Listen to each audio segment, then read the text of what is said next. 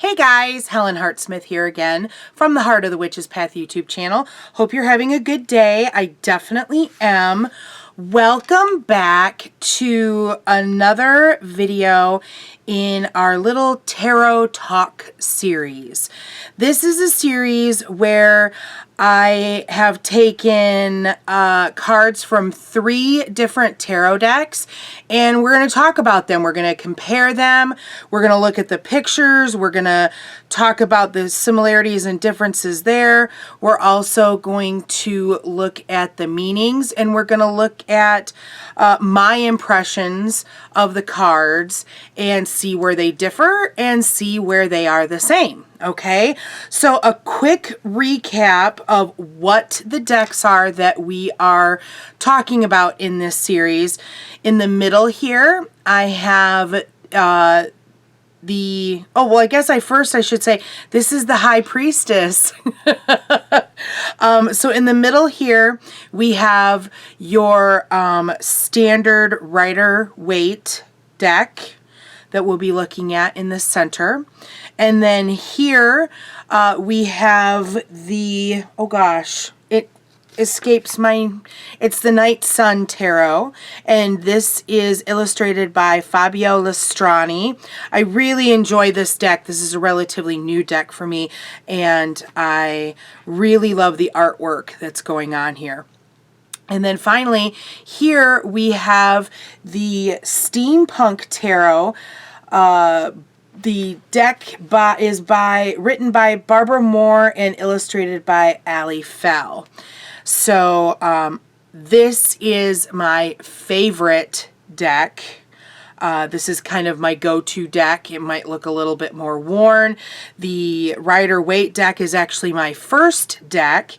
And as I said earlier, the Night Sun Tarot is one of the newer decks that I have. So as I said, we're talking about the High Priestess in this particular video today. Let's go ahead and zoom in, and we're going to start talking about the differences and similarities between the High Priestess and the High Priestess of the Rider-Waite deck and the High Priestess of the Night Sun deck. Let's get closer. Okay, so here we have the Rider-Waite High Priestess. Let's start talking about her and looking at what we see depicted on this card. Of course, front and center, literally, we have the High Priestess. She's garbed in white and blue, which for me, especially with the draping over her head, this is very reminiscent to me of a depiction of the Virgin Mary. Virgin Mary is usually shown wearing a white gown or dress and a blue over the head scarf type thing. So this is very reminiscent of the Virgin Mary for me. The headpiece that she has on is very reminiscent of the goddess symbol. We've got the full moon type representation in the center, and then each side it's a little broken and a little kind of tilted, but those definitely look like crescent moons to me. Very much a powerful female figure, especially if you are a practicing Wiccan. Okay. Down on the bottom here, we've got a crescent moon. So that's another thing to look out for as we look at these different cards for similarities and things of that nature. And then another big thing too for me are the columns. The white column here and the black column here. The white column, of course, has the J on it, and the B is on the black. I'm not necessarily a tarot scholar. I'm not entirely sure what the B and the J represent. I'm sure there's probably books out there that totally go into what that is. I'm going to guess because of the connections of the cards with the Tree of Life and the Kabbalah. I'm sure that there is some maybe Hebrew connections there, but again, I don't know that off the top of my head. In the background here, behind the High Priestess, it looks a little bit like pomegranates. There's definitely seeds in the center of these fruits that are behind her. But there's a lot of rind as well. So that's kind of interesting. Now let's look at, oh, and I do want to point out too, the nearly equal armed cross that is in the center. But it's, I think the bottom there is still a little bit longer that would make us think of a Christian cross. And again, a connection with Mary. You can also see here too, she's holding a scroll, and I can make out the letters T-O-R-A. So I'm going to assume that that is a copy of the Torah, which is again another connection to Judean mysticism, which is of course steeped in Kabbalah. So when I think of the High Priestess, I definitely think of a strong female energy. I think of wisdom. I think that there's deep mystery within the High Priestess. She's a leader, and she definitely has a very strong connection with the goddess. That's what I think of when I see this card, okay? Now, going to the book, and what does the meaning in the book talk about? For the High Priestess, I should iterate that I will talk about reversed and upright meanings, but not every deck that we're going to talk about has a reversed meaning. So for the Rider-Waite High Priestess, she's all about secrets and mystery, kind of what I talked about. The future as yet unrevealed, which of course is that mystery connection. She's also all about silence, tenacity, wisdom, and science. And I think I like the fact that science is brought into this card as well, especially given all of the mystic and the wisdom that's surrounding this particular card. I love the fact, you know, if you're a student of magic, you'll know that science plays into magic just as much as energy manipulation or belief. So I like that science is included in the meaning for this card. Now the reversed meaning for the High Priestess is passion, moral or physical ardor, conceit, and surface knowledge. Now, a lot of times those reverse meanings are a dichotomy, a flip side of the original upright meaning.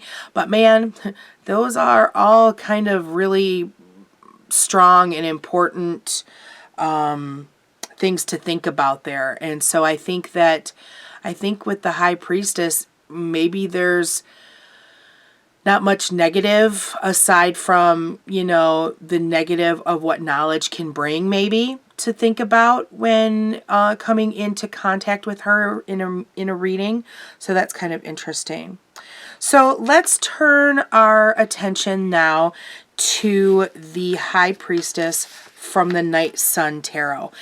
Definitely, you know, when comparing the look of the two cards, this card is definitely a lot darker in theme than the Rider-Waite. I mean, there's just, and that's kind of the theme for this entire deck. It's definitely a lot darker theme in these cards, but that's kind of cool.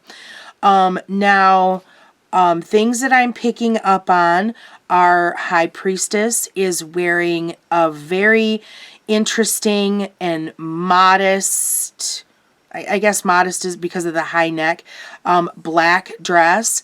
I really am drawn to this sash that's in the front of the dress. it is reminiscent to me of the stoles that priests wear. That very much reminds me of a stole that my Episcopalian priest that I knew growing up might have worn to service. Very interesting. We have a bird in a cage down here that might be a little bit hard to pick out, but it's there. We have an open book here. To me, another kind of in-your-face knowledge kind of pointer there. She's holding her hand up, palm out in this particular card. And there's an egg in the palm that we don't necessarily see here in the Rider-Waite. But I think the egg is interesting. That the egg kind of, for me, points back to female mysteries, powerful women, things of that nature. She has a headdress, a head covering on, much like our High Priestess here in the Rider-Waite. Another thing that's super interesting to me is in the background here, I'm going to kind of move this down so hopefully you can see it. There is a staff that is in the background there, and you'll see that there is a circle in the center with crescents. That is very reminiscent of our headdress here in the Rider-Waite card. So that's definitely a connection for me in a card that doesn't have it's not a carbon copy. I'm missing the columns here. Although, hold on. Let me pick this card up for just a second and get a little clearer. In the background there, it's very faint. I'm going to try holding this up.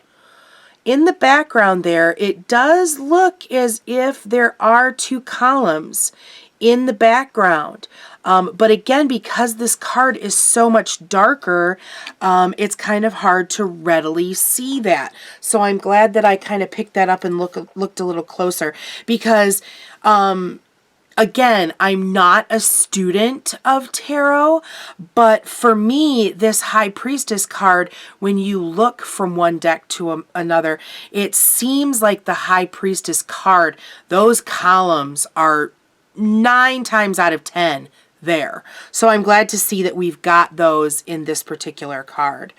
Some other similarities besides the columns and this this crescent and full moon representation, I really see a connection between the Torah scroll and this book. Both pieces of knowledge.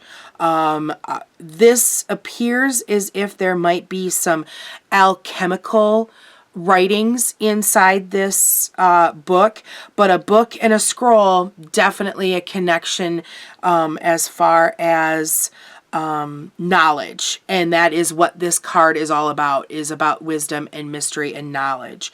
Another connection that I'm seeing too is this cross here on the Rider-Waite. I see it's a more of an equal armed cross here, but on this particular stole. So all in all, there's a lot of physical commonalities between these two cards. Now, I get the same feelings when I look at the Night Sun High Priestess as I do when I look at the Rider-Waite. Again, powerful women, mystery, wisdom. It's a connection to Isis, which I think, if the more I'm talking about this, I'm trying to remember, there is definitely a disc type headdress that you always see, or mostly see, on Isis depictions. And of course, Isis was a goddess of magic. And so I believe she is deeply locked with this particular card. So I can see where that, that connection is. So as far as my impressions of these cards, I get the same feeling. Now let's take a look at the High Priestess meaning in the book that comes with the Night Sun Tarot and see what we've got here. knowledge right off the bat. Gestation, accumulation, patience, purity, matriarchy, rigor, motherhood, expectancy, inspiration, solitude, and haughtiness. So this deck does not deal with reversed meanings. So I think the Rider-Waite is the only deck of these three that have reverse meanings. At least when it comes to these major arcanas. I want to look real quick. Yeah, it looks like the minor arcanas don't really deal with those either. So that's kind of interesting. So, again, we're seeing very similar themes in the book together, but one thing that stands out to me with this Night Sun deck is that there's a motherhood element that isn't as apparent in the Rider-Waite. And so that makes me kind of come back to this egg that's in the hand and the motherhood and things like that. So that's very interesting. So, okay, so that's the Night Sun. That's the Rider-Waite. I'm going to come back and we're going to bring in the Steampunk card and we're going to leave the Rider-Waite, okay? Stay tuned. Alrighty then, so here we're back with the Rider-Waite card still and the Steampunk. Let's start by talking about the depiction here on the Steampunk card and compare it to the Rider-Waite. The first thing that sticks out to me are these two towers or these two pillars on the card, and that's again that classic look of the High Priestess depictions that we see in the Rider-Waite. Of course, we've got a lady. She's wearing a top hat, which, you know, it's a head covering, so I will take that. Sorry, didn't mean to shake the camera here. She has some kind of an apparatus. Looks like it might be some kind of a breathing thing that's coming down close, like just under her chin. Let me kind of pick that up and we'll get a closer look at that. Where are you? There you are. So yeah, see that little, I'm gonna assume it's some kind of a breather that is under her chin there, which is, it's a steampunk deck, so it's a steampunk aesthetic. Next we've got crystal ball on the table and definitely some tarot cards going on here. But the thing that really interests me is the crescent and full moon triple goddess depiction that we've been talking about in all the cards so far, that we see in the headdress here, we saw in the staff, in the Night Sun deck. So I like that that is seen across the board there as well. So our triple goddess, our columns, our lady, she's all here.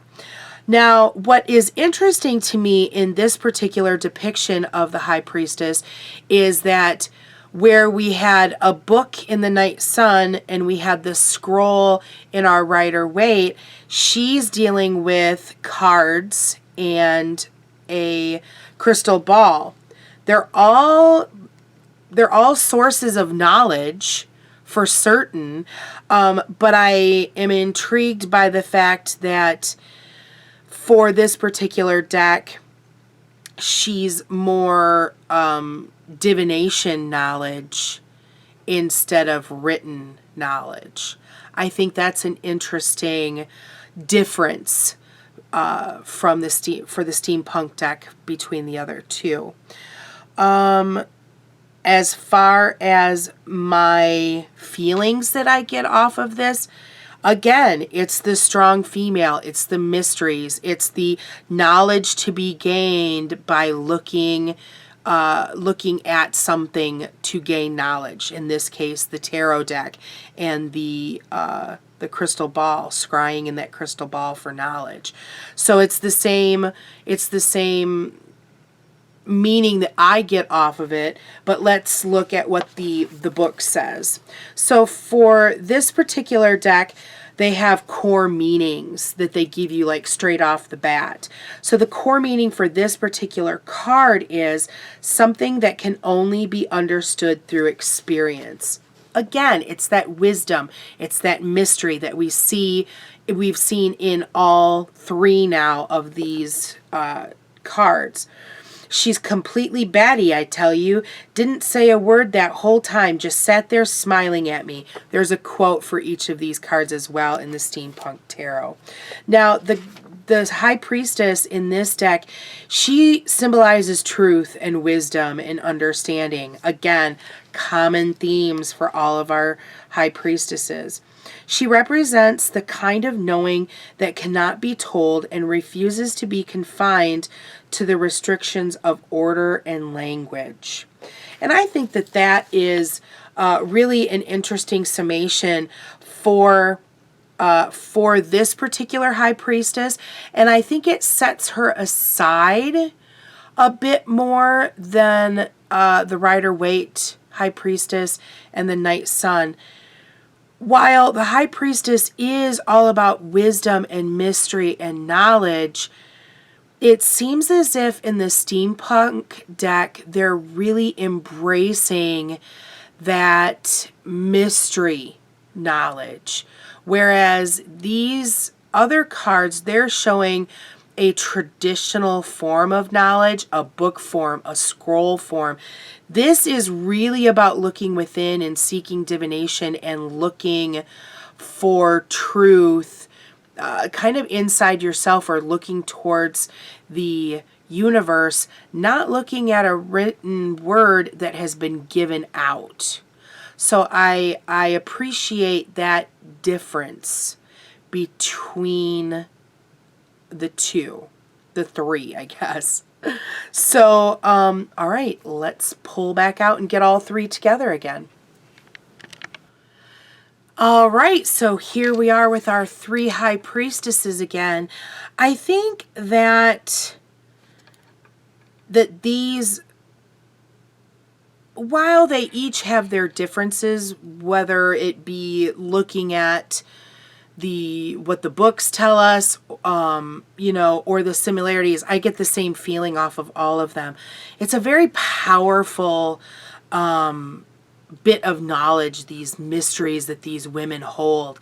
And so I think that this particular card, when you look at all three of them, it's pretty solid in their meaning, and they seem to be pretty cohesive between the three of them. So I'm kind of geeked about that. So there is our tarot talk on the High Priestess. Be sure to check out the rest of the tarot talk, and I will have a link for the playlist in the description box, so make sure to check those out. If you enjoyed this video or learned something from it, give it a thumbs up. That's always helpful. If you haven't done so already, please subscribe to the channel. And there's lots of other links in the description box for different social medias and things like that. So make sure to check that out. Do you have a favorite deck? And does your High Priestess have any major differences, or is the depiction similar? Do you have feelings about the card that are different from mine? I'd like to hear about it. Be sure to comment in that section. And that's going to be it for this video. Thanks for tuning in. Thanks for watching. Thanks for walking the path for a little while with me. Until next time, blessed be.